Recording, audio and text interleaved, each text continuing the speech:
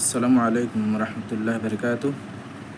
আলহামদুলিল্লাহ ওয়াহদা ওয়াসসালাতু ওয়াসসালামু আলা মান লা নাবিয়্যা বা'দা। আউযু বিল্লাহি মিনাশ শাইতানির রাজীম। ফালা'নাতুল্লাহি আলাল কাফিরিন। আজকে আমি এই ভিডিওতে আপনাদের সম্মুখে যে বিষয় বলতে চাই সেই বিষয়টি হচ্ছে কোরআন পাকের দৃষ্টিতে লানতি মানুষ কে, অর্থাৎ লানত মানে অভিশপ্ত, ইহকালেও পরকালেও, মানে আল্লাহ রহমত থেকে দূরই, খুবই ক্ষতিগ্রস্ত, যা তুলনা দেওয়ার মতো নয়। তো প্রথমে কোরআন পাক সূরা বাকারা আয়াত নম্বর 89, এখানে আল্লাহ পাক বলেছেন কাফেরদের উপর আল্লাহর লানত। কাফের যারা আল্লাহ রসুল সাল্লাল্লাহু আলাইহি সাল্লাম, দিন ইসলাম, কোরআন, নবী সাল্লাল্লাহু আলাইহি ওয়াসাল্লাম আহাদিস, নবী সাল্লাল্লাহু আলাইহি ওয়াসাল্লাম শরীয়তকে অস্বীকার করে, আর সব কাফির। দুনিয়াতে যত মানুষই আছে যারা ইমানের রূপন, ইমানের স্তম্ভতে কোনো একটাকে বাদ দেয়, কোনো একটাকে অস্বীকার করে, তারা সবাই কাফের। তো বুঝতে পারলাম আমরা কাফেরদের উপর আল্লাহর লানত। 2 নম্বর, সত্য গোপনকারীদের উপর আল্লাহর লানত। বহুত মানুষ আছে, বহুত আলিম উলামা আছে, তারা জেনে বুঝে সত্যটাকে লুকিয়ে রাখে, সত্যকে প্রকাশ করে না। হ্যাঁ, এটা সূরা বাকারা আপনার 59 আল্লাহ পাক বলছেন যে যারা সত্য গোপন করে, জেনে বুঝে সত্যকে গোপন করে, এদের উপর আল্লাহর লানত, তার মানে আল্লাহ রহমত থেকে দূরে। তাহলে কত ভয়ঙ্কর কথা এটা, আমাদের খাস করে উলামা কেরামদের এটা চিন্তা করা দরকার। 3 নম্বর, জুঠুদের উপর আল্লাহ পাকের লানত, মানে মিথ্যুক, যারা মিথ্যা কথা বলে, কাজ্জাব, মিথ্যুকদের উপর আল্লাহ পাকের লানত। এটা আল্লাহ পাক বলছেন পবিত্র কোরআন সূরা আল ইমরান আয়াত নম্বর 61। 4 নম্বর লানতের লিস্টে মানুষ হলো মুরতাদ, যারা দিন ইসলাম ত্যাগ করে মুরতাদ হয়ে যায়, কাফির হয়ে যায়, এদের উপর আল্লাহ পাকের লানত, সূরা আল ইমরান আয়াত নম্বর 87। তারপরে লানত, আল্লাহ পাকের লানত হয় মুনাফিকদের উপর। মুনাফিক যার উপর থেকে মুসলিম, ভিতর দিকে কুফরি করে, আল্লাহ রাসূল সাল্লাল্লাহু আলাইহি ওয়াসাল্লামকে অন্তর থেকে ঘৃণা করে, উপর দিয়ে দেখায় মুসলিমের লেভেল, আর ভিতর দিয়ে ইমানকে ছুপায়, ইমানকে প্রকাশ করে না, ইমানকে ভালোবাসে না, ভিতরে এই কুফরিকে লালন পালন করে ইত্যাদি, এগুলো সব মুনাফিক। আয়াত নম্বর সূরা তওবার আয়াত নম্বর 68। মুসলিমদেরকে খুনকারী, মুসলিমদেরকে অন্যায়ভাবে খুনকারীদের উপর আল্লাহ পাকের লানত, পবিত্র কোরআন সূরা নিসা আয়াত নম্বর 93। 7 নম্বর, ওয়াদা ভেঙে, যারা ওয়াদাকে ভঙ্গ করে, ওয়াদাকে ভঙ্গকারীদের উপর আল্লাহ পাকের লানত, সূরা মায়দা আয়াত নম্বর 13। তারা পাক পবিত্র মহিলা, সরলমান পবিত্র পাক মহিলাদেরকে যারা অপবাদ দেয়, তুহমত লাগায়, জিনার অপবাদ দেয়, এদের উপর আল্লাহ পাকের লানত, পবিত্র কোরআন সূরা নূর আয়াত নম্বর 23। তারপরে 9 নম্বর, জালিমদের উপর আল্লাহ পাকের লানত। জালিম মানে অত্যাচারকারী, আল্লাহ পাকের লানত, সূরা আরাফ আয়াত নম্বর 44। আল্লাহ এবং তার রাসূল সাল্লাল্লাহু আলাইহি ওয়াসাল্লামকে কষ্ট দিনে যারা কষ্ট দেয়, আল্লাহ এবং তার রাসূলকে কষ্ট দেয়, এদের উপর আল্লাহ পাকের লানত, সূরা আহজাব আয়াত নম্বর 57। তো এখানে 10টি লিস্ট দেওয়া হয়েছে যাদেরকে বলা হয়েছে আল্লাহ পাকের লানত এদের উপর। তো 10টি লিস্ট আপনারা মনে রাখবেন, আমরা যেন এইগুলো থেকে বেঁচে থাকি। 1 নম্বর, কাফির হওয়া যাবে না, কাফির হলে আল্লাহ পাকের লানত হবে। 2 নম্বর, সত্য গোপন করা যাবে না, সম্ভাব্য সত্যকে প্রচার করতেই হবে। 3 নম্বর, মিথ্যা বলা যাবে না, মিথ্যুকদের উপর আল্লাহ পাকের লানত। অতএব আমাদেরকে মিথ্যা কথা বলা থেকে বেঁচে থাকতে হবে।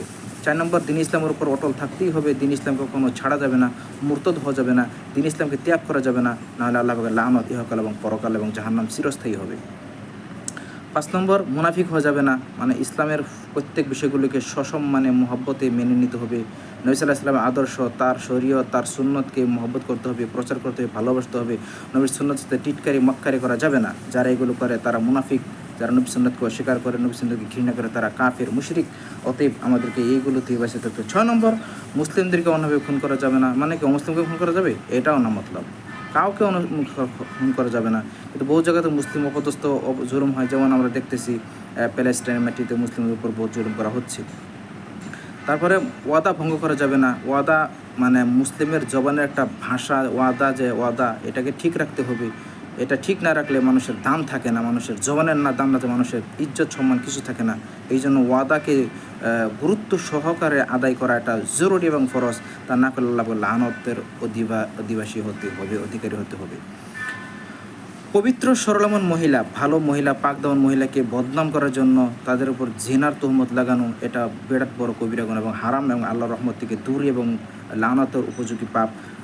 8 নম্বর এটা গেলো। 9 নম্বরগুলো জালিম, মানে যারা অন্যায়ভাবে জুলুম করে, অসহায় গরিবদের উপর জুলুম করে, অসহায় গরিব এতিমদেরকে মাংনি মারে বা মহিলাদের সাথে আপনার অন্যায়ভাবে তাদেরকে খারাপ ব্যবহার, তাদেরকে মারধর করে বা তাদের হক দেয় না ইত্যাদি সব জুলুম, যারা নাকি নিজের মা ভগ্নী ফুফুদেরকে বিরাসতের বন্টন মানে সম্পত্তির ভাগ বন্টন দেয় না, এরা সব জালিম, সবের উপর এগুলো লানত হবে, কারণ এটা জালিম।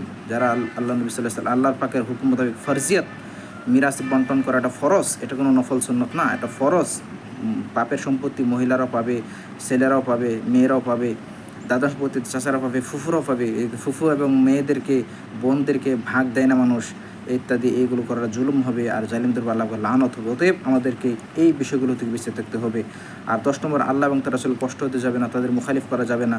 আল্লাহ এবং রাসূল সাল্লাম যেটাই বলেছেন সেটাকে অন্তর থেকে মেনে নিয়ে মহব্বতের সহকারে আমল করে আল্লাহ এবং আল্লাহ রাসূলুল্লাহ সাল্লাল্লাহু আলাইহি ওয়াসাল্লাম এর পদ্ধতি, আল্লাহ পাকের হুকুম, আল্লাহ পাকের সন্তুষ্টির জন্য ইবাদত এবং নবী সাল্লাল্লাহু আলাইহি ওয়াসাল্লাম তরিক মতো ইবাদত করলে আল্লাহ ইবাদত কবুল করবে, না হলে আল্লাহ পাকের লানত এবং নবী সাল্লাল্লাহু আলাইহি ওয়াসাল্লামের মুখালিফ করে নবী সাল্লাল্লাহু আলাইহি ওয়াসাল্লামকে কষ্ট দিয়ে আল্লাহ এবং তার রাসূলের লানতের অধিকারী আমরা হব।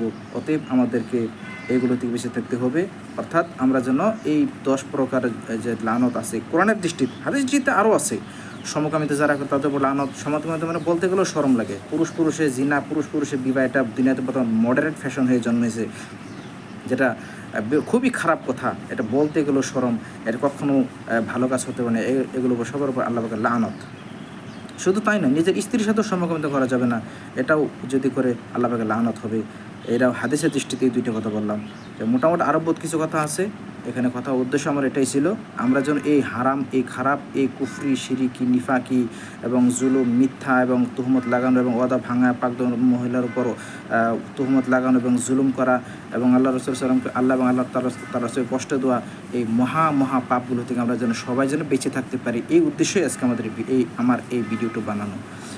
আমি আশা করব আমাদের ফেসবুক, আমাদের হোয়াটসঅ্যাপ, আমাদের ইউটিউবে আমাদের যারা বন্ধু বান্ধবীরা আছে তারা সবাই এই ভিডিওটা শুনবেন, শোনার পরে নিজে আবার রিসার্চ করবেন, আমি যে কথাগুলো বলছি ঠিক বলছি কি না এটা রিসার্চ করবেন, সম্ভবপর রিসার্চ করবেন। রিসার্চ করার পরে যদি সত্য বলেছি আমি, তাহলে নিজে মানবেন, আরও মানুষকে জানাবেন, শেয়ার করবেন, কমেন্ট করবেন, লাইক দিবেন এবং আল্লাহ রাসূল সাল্লাল্লাহু আলাইহি ওয়াসাল্লাম দিন ইসলামকে প্রচার করার জন্য আমাদের সহযোগী হবেন বলে আশা করছি। আল্লাহ আমাদের সবাইকে কবুল করুন, তার সন্তুষ্টির জন্য আল্লাহ আমাদের সবাইকে দিন ইসলামে খিদমত করতে দান করুক। আমিন। আসসালামু আলাইকুম ওয়া রাহমাতুল্লাহি ওয়া বারাকাতুহু।